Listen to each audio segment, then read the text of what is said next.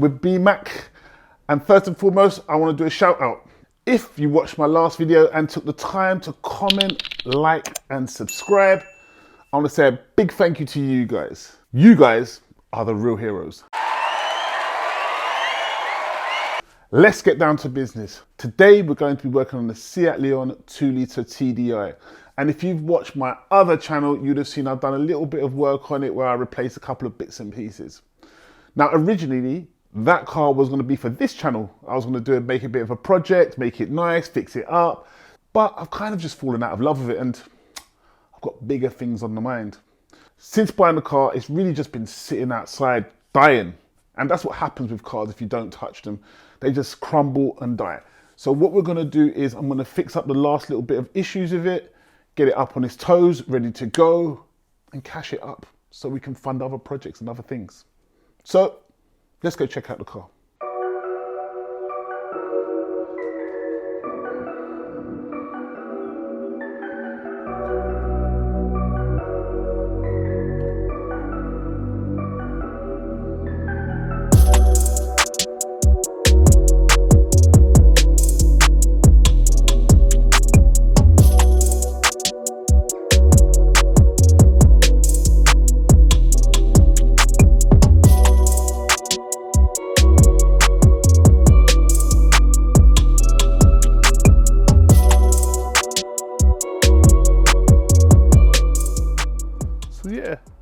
This is the car, and to be honest, it's not that bad. It's not an ugly looking one. I've got the nice wheels, get me, looks lowered, get me, ooh, some yellow springs in there, and it's got like some little sports bumper at the back, you get me, I don't even know the name of that bumper. It's got some fins at the back, and it's not really a bad car, you know. Starting to dislike myself for trying to get rid of it. But yeah, Seat Leon, that's what these are. They're well spacious inside. We've got the nicest seats. Well, I say nice. This looks like another one by my family member who had this one as well. Looks like it was owned by someone like that.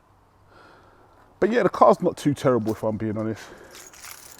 We've got the modified steering wheel. See that there? The FR steering wheel. But one thing I will say about these cars is that this dashboard it's just straight vomit, man. Like, why is it? Anyway.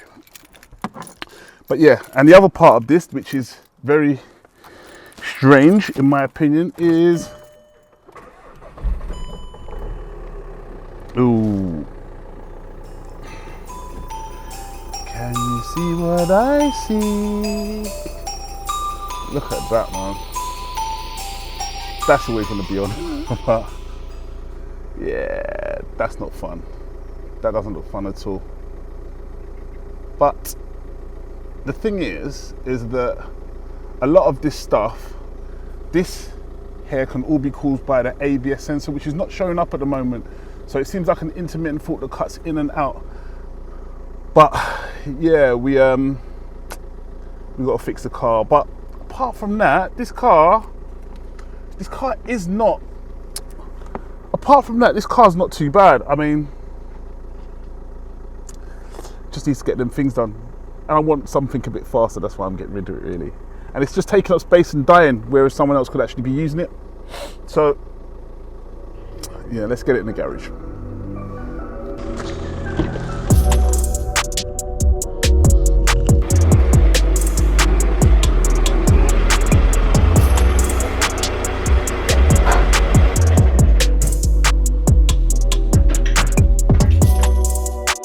As you saw earlier, the dashboard is full up of warning lights, traction control lights, the ABS light was on, all sorts of lights regarding the wheels. So I have tried to remove these codes before, but they seem to come back. So there's another code that stands out to me, is a wheel sensor code. It's 000287. And what it's pointing to is a rear mechanical fault to the rear wheel sensor. So all I'm gonna do is take it off, have a look and see what we can see. Maybe that's gonna solve our issue.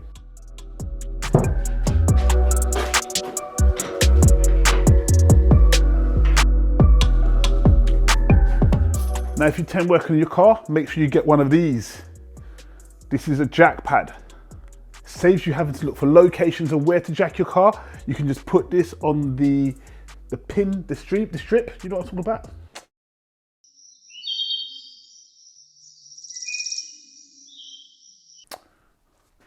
The pinch weld on the chassis.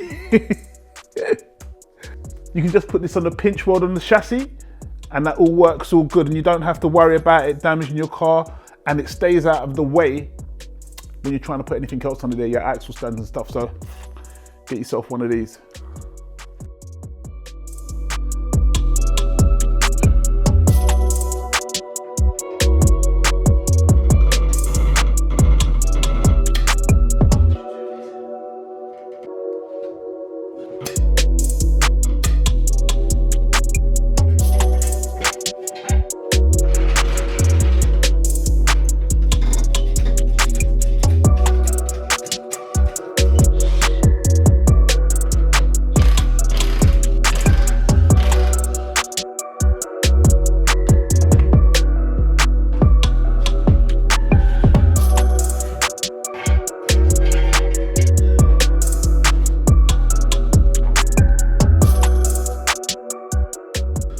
And that's the exciter ring. That exciter ring can get too close to the ABS sensor, and the debris on it ends up hitting the ABS sensor. So that builds up like rubbish on that ring there. And that's what causes problems to the ABS sensor, because it can wear out and give it a bad signal. So we're just going to clean that exciter ring and yeah, try and see if that makes it better.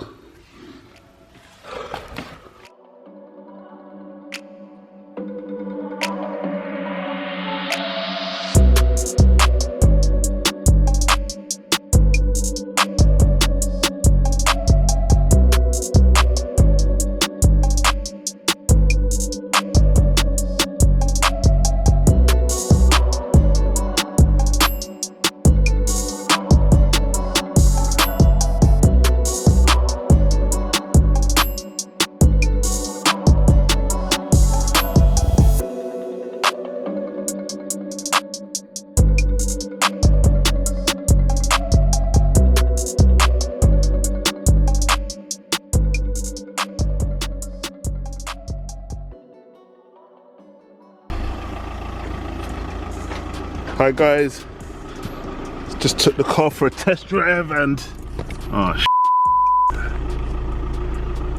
back again. Every single light on in the planet still. Oh mate, sometimes you can work really hard on these things and still not win. But yeah, I'm gonna get it sorted. I'm gonna get it sorted somehow. I'm gonna get it sorted. Do you see how this car thing is? All them other YouTube channels showing you, oh, now it's all done. They're liars, bro. They're liars. It's never that simple. It's always difficult. There's always trials and tribulations in cars, and you can do everything right and get it wrong still. But listen, we're here. I'm gonna try and sort it out. Frustrated though. Feels like a wasted day, but no day is wasted when you learn something. But yeah, let's go. After my initial failed attempt to solve this with just cleaning it, I decided to connect it to the VCDS, a diagnostic tool, to actually look at the live data coming from the sensors to the ECU. That way I could see what the sensor was seeing and see if I can make some sense of it. As soon as I plugged it in, it was immediately obvious what was happening. Those constant drops in communication on that lower line, that blue line, is a break in communication between the ABS sensor and the ECU. That break in that line is very similar to a bad connection on a phone. When you're speaking to someone, it cuts in and out. When the ECU sees this, it will just bring it back to safe mode, whack your traction control light on and all the other warning lights on to put it in safe mode, because it doesn't understand what the wheels are doing and it won't work with half information. But judging by the consistency and the regularity of those drop-in peaks or those drop-in communication, it was quite easy to tell that that was something mechanical, like the tooth on the exciter rings missing. So from there, I was 99% sure of what it was, and it was to replace the exciter ring. So that was the next thing I did.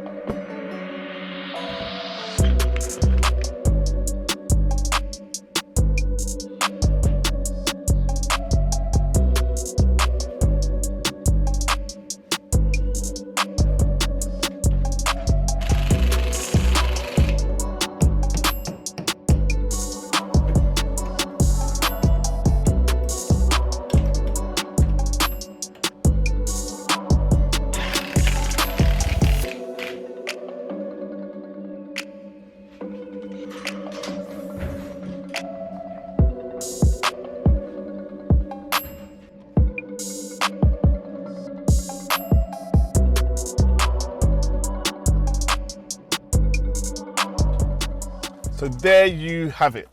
Car fixed, lights are off, car driving perfectly, just a bit grubby inside. And yeah, really happy with the repair and glad it sorted everything out. So guys, if you want to see more stuff like this, if you want more content from me, remember to comment, like, share, add, notification, all that sort of good stuff, so you can see what I'm bringing to the table. Thank you guys, and I'm gonna see you on the next one.